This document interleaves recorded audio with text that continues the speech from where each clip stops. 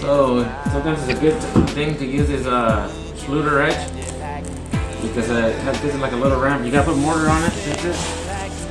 Get it done like that. Make sure it squishes real good to the fix it like that.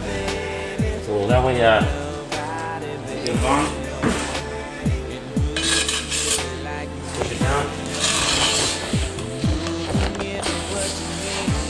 And then put these tiles up.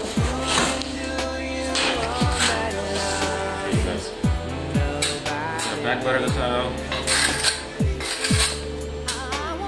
sure you have some in the front where the Shluter edge is going to be a little extra. And then you put it right here. And as you see, it leaves like a little ramp, so it protects the edge of the tile. And it leaves like a little ramp, so it's not a tripping hazard. Like if your grandma has like a wheelchair, and that's how we do it.